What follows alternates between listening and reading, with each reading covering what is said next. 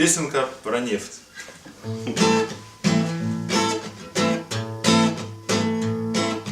Я простой рабочий на тракторном заводе. Фамилия Синицын, звать меня Володя. Каждый день с утра иду я на завод.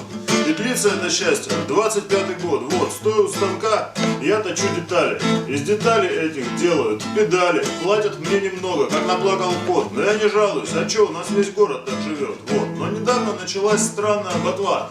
Деньги стали таять быстрее раза в два. Цены в магазинах очень резко поднялись. И стало не хватать мне на мою плохую жизнь. Я начал беспокоиться, в чем дело, не пойму. Но тут по телевизору сказали, что к чему. Мол, это нам Америка коварно поднасрала, вследствие чего цена на нашу нефть упала. Но это все искусственно спланированный акт. Скоро все изменится, это точный факт. Не смогут нас пиндосы долго нагибать. Цена на нефть на матушку поднимется опять.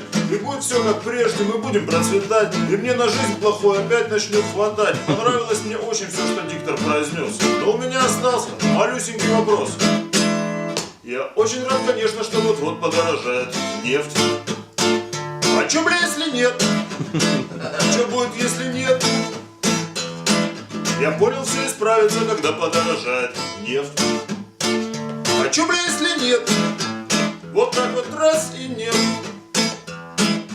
Многоуважаемые те, кто у руля нашего большого нефтяного корабля. Чё-то я не понял, как же вышло так? Вы же говорили, будет все ништяк. Вы все эти годы дружно нефть качали. Вы не знали меры, горя и печали. Вы день и ночь трудились, служа своей отчизне. И хватит этих денег вам на 10 тысяч жизней. А мне как жить, ребята? Я простой рабочий. У меня из накоплений только камни в почках. Совсем немного мяса на поверхности костей.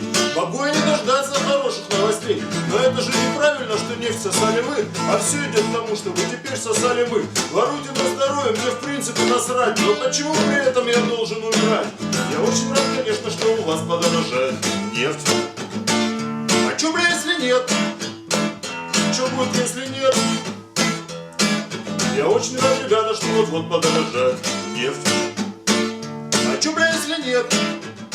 Сосать желания нет. Ладно, нефиг сопли размазывать по рылу. Все равно все будет так же, как и было. Буду рвать я жопу на своем окладе, а вы до самой смерти купаться в шоколаде. Но что если однажды вы все-таки умрете, и вопреки науке на небо попадете, и встретит вас там старец в белом одеянии, дедок довольно жесткий, несмотря на обаяние, и скажет вам: ребята, вот это вы пожили, признайтесь, вы нарочно удивить меня решили. Я понимаю, жизнь дается один раз, но я же создал землю не только ради вас.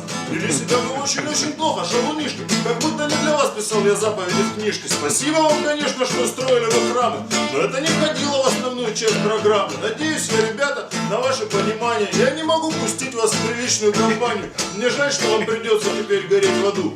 Но так вы хоть поймете, что я имел в виду? Возможно, вы уверены, что все это полнейший бред. А чё, бля, если нет?